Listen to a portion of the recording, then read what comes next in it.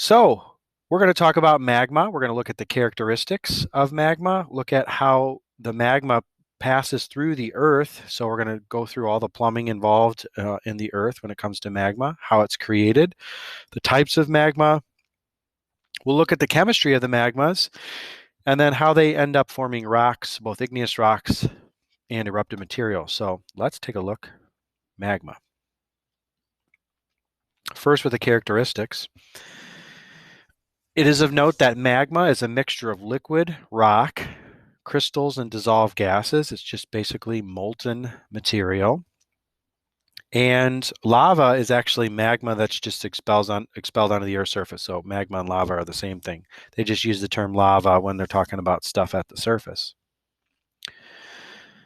Magma has volatiles, which are dissolved gases. These are gases under pressure that turn into gas bubbles when they actually have pressure released from them. So what that'll do is it'll fragment the magma when near the surface, and as you get closer to the surface, the gas bubbles get bigger and they cause explosion to happen. It's like a soda can, really, or a 2-liter bottle of soda.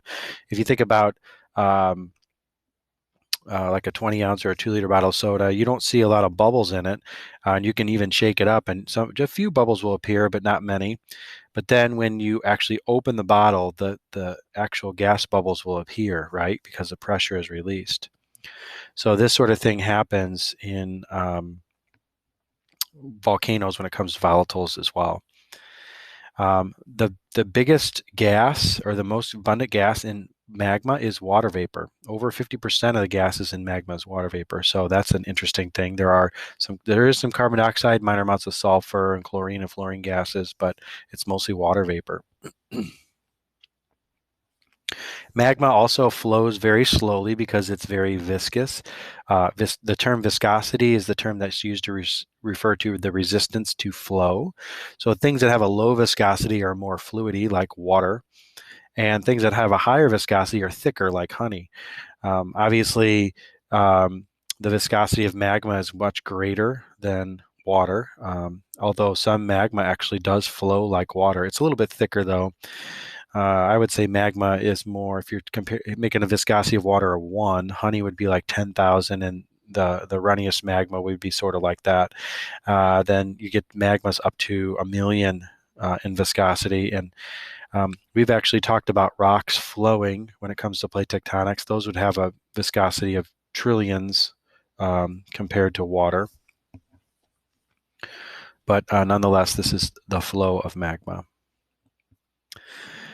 Magma, of course, begins deep in the earth. And so they have terms for the different types of formations they find magma under the surface. Plutons are basically magma blobs that are rising through the crust, and plutons come in lots of different varieties. Sills, which are thin layers between rock layers. You can see them illustrated here in this picture on the lower left. Laccoliths are lens-shaped magma pockets due to thick magma and magma pressure. You can see one pictured here. And then dikes are the angled intrusions of magma. You can see them pictured. You can also kind of see these in rock layers. You can see when magma burns its way in and then freezes in between rock layers out in the real world. Batholiths are the huge pockets of magma that are greater than 100 square miles, and they're larger than plutons, and they can extend, like this says, for greater than 100 square miles. They can be really, really huge deposits. But these are where the magma exists under the ground. Oftentimes it cools off rather than erupting, and so it leaves behind these big, thick deposits. When erosion brings them or takes them away, you can actually see them exposed to the surface, like this formation here. Magma is created from, of course, heat. Obviously, hot rock melts, and so as you get deeper in the crust, it gets hotter. In fact, at about 100 kilometers down, it's about 1,400 degrees C. So obviously, heat is a creator of magma.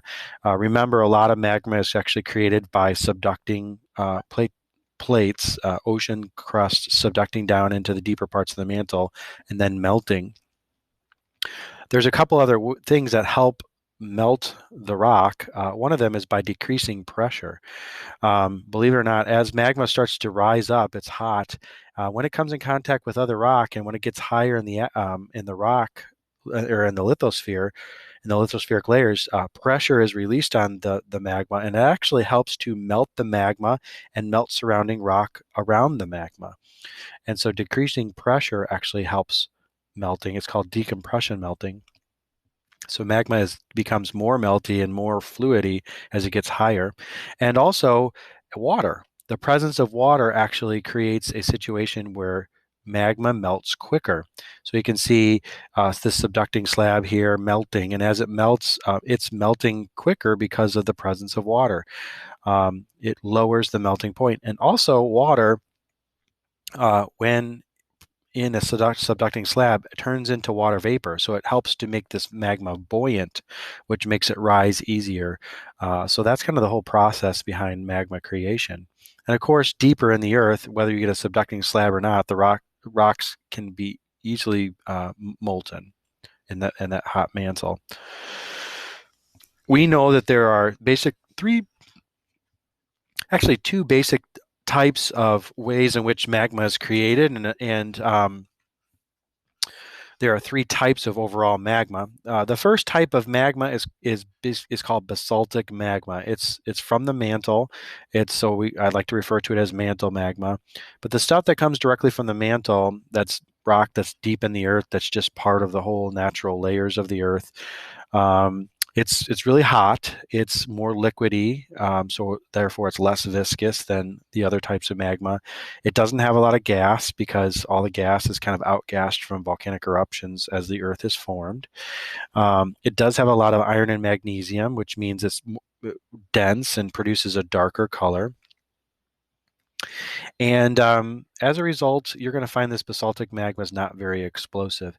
You find basaltic magma at places like divergent boundaries where the magma is coming directly from the mantle. We have that upward magma pressure, and then also hot spots like Hawaii. The mantle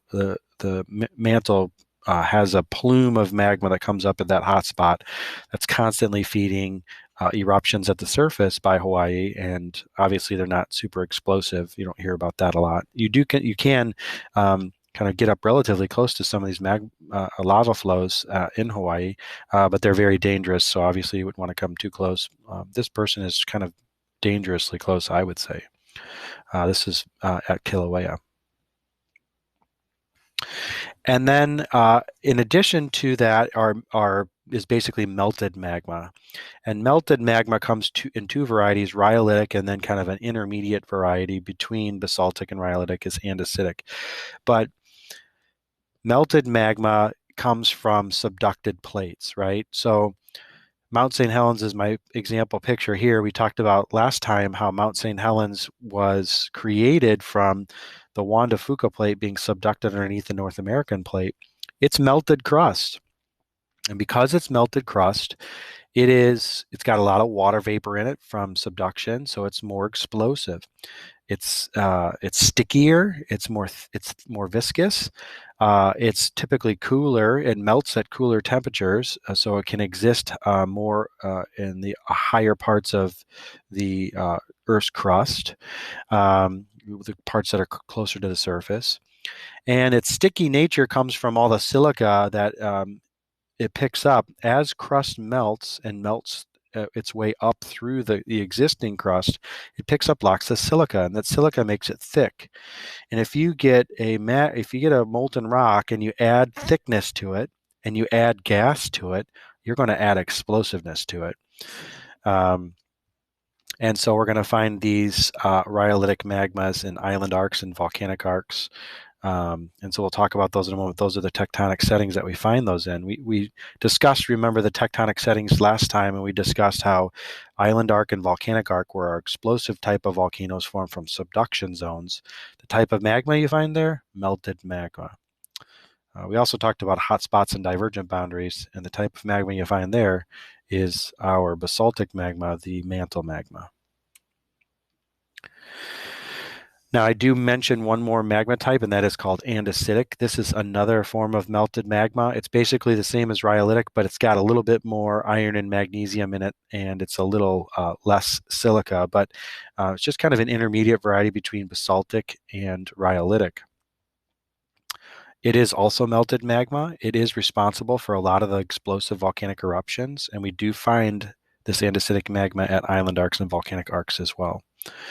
Um, there's moderate amounts of viscosity in gas and minerals, but still certainly enough to make pretty big eruptions. The Caribbean islands are a great example of island arc volcanoes. We didn't mention those yesterday, but that's just one of the many island arc volcano examples out there. And of course, because they're subducted uh, plates. The Caribbean plate is being subducted underneath the North American and South American plates, producing these islands. The subduction creates melted magma, which creates explosive volcanoes. So let's get into the chemistry of our basaltic, andesitic, and rhyolitic magmas. When we look at the chemistry, we have to first note that these magmas are just formed from the most common elements that are at or near the Earth's surface. When the Earth differentiated, all the low density material rose to the surface, and the low density material is made of these 8 elements. These are the 8 principal elements we find in the Earth's crust. And therefore, these are the 8 elements we find in the majority of magmas. And believe it or not, the most abundant element in the Earth's crust is oxygen. The second most abundant being silicon. Silicon and oxygen have a real special relationship in that when you get 4 oxygens together and kind of stack them in a pyramid shape, like pyramid, a pyramid shape, silicon fits right perfectly in the center of them and helps bond them together. So they're very stable in nature. That configuration of oxygen and silicon together is very stable at the surface, and it forms a very, very good and effective chemical bond in with them. Um, Oxygen and silicon also, as they form together, can have aluminum and iron and calcium and sodium and potassium and magnesium mixed in different concentrations to form up different minerals. And those different minerals then form up into rocks. All right. And we looked at this when we studied rocks and minerals back when we were looking at the Earth's differentiation in the Earth's crust. But these are also, of course, what we find in magma, which is the genesis for rocks. Now, this diagram shows all the different minerals that are formed from those 8 elements we saw on the previous page. If you get silicon and oxygen together and you throw in some iron and magnesium, you're going to get and calcium, you're going to get a basaltic rich magma, and the basaltic rich magma is going to form calcium rich plagioclase, olivine, and some pyroxene. Typically, that's what's found. Those are the minerals found in the rocks called basalt. You can actually also think of magmas like soups. You've got a basaltic soup, you got a rhyolitic soup, and you got one that's kind of an in-between variety, the andesitic soup. And basaltic soups have a lot of iron and magnesium in it, along with the silicon and oxygen. And the rhyolitic soups have a lot of potassium and sodium in them, in addition to the oxygen and silicon. And then andesitics kind of got a different varieties of the minerals in between. So when these things start to cool, basaltic magmas typically cool at higher temperatures, and that's given here on the left side of the visual here, and rhyolitics cool at a little bit lower temperatures, and again that also helps form up different types of minerals. So it's kind of cool how all the chemistry works together to make different types of melts and then different types of rocks. When I'm talking about cooling down, if you started to look at this diagram on the far left, it's where the magma is kind of hottest, and it starts to cool off as you get further left. You can see that when things start to cool, little kind of like crystals form, and the crystals that start to form are just small and they're kind of diffused through the magma, but they start to grow as things cool.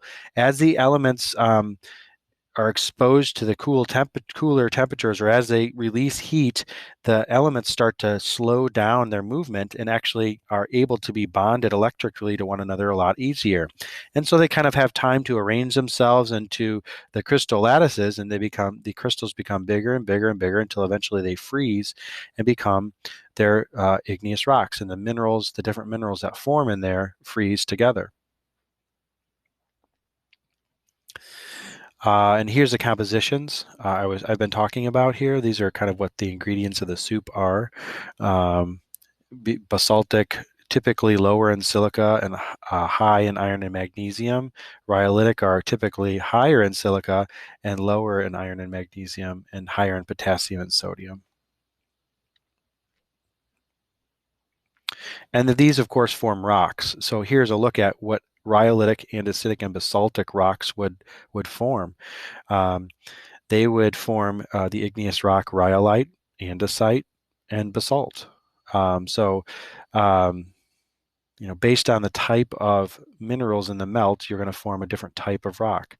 Now, up here, I've got the fine-grained versions of these, and down here, I've got the coarse-grained versions of these to kind of, actually, I've got just the fine-grained versions of the three types here.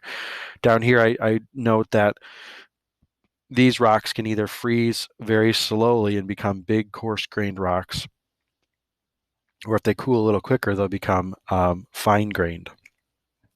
And so you can kind of see the differences here between the different magmas when they freeze, and also if they freeze slowly, they become coarse-grained, or quickly they become fine-grained. This next slide shows what the fine-grained version looks like on the top and the coarse-grained on the bottom. So if you cool relatively quickly the magma, you get a fine-grained version of rhyolite, which is called rhyolite. Note the rock name rhyolite here corresponds with this rock, and the rock name granite down here, the coarse-grained looks like this down here. So rhyolite, granite. This one is andesite and diorite. I don't like that picture of andesite. It's too pink. Some andesites have the pink in them, but most of the time they look kind of salt and peppery, like we saw on the previous slide, like this. And then basalt is more black, even greenish sometimes. And a gabbro is the coarse-grained version of basalt. And you can actually look up through this table and see the different minerals you would find in each one of these, right? So this is how these rocks form. And the types of rocks you get from these types of magmas. All right, lastly, the magma erupts. And we talked about peaceful erupting magmas and more explosive magmas. We'll start with the peaceful ones. The basaltic magmas, like basaltic lava flows, are the mantle magmas. These are peacefully erupting. They don't have a lot of trapped gas. They're usually hotter. They're more runny. These are the ones you find at divergent plate boundaries and hotspots. And they have different varieties here. You can have a smooth, ropey magma. That's called pahoehoe. And of course, you might recognize that as kind of a Hawaiian name. Of course, they have a lot of lava flows in Hawaii, but you can see a pahoehoe lava forming here. It's kind of smooth and ropey. And then you have a rough, jagged one. If it cools a little bit quicker, the magma has a tendency to kind of form this craggly surface, and you call that ah. So, and then if the magma is forming under the pressure of deep water and cold temperatures of water, it forms these little blobs of magma called pillow lava.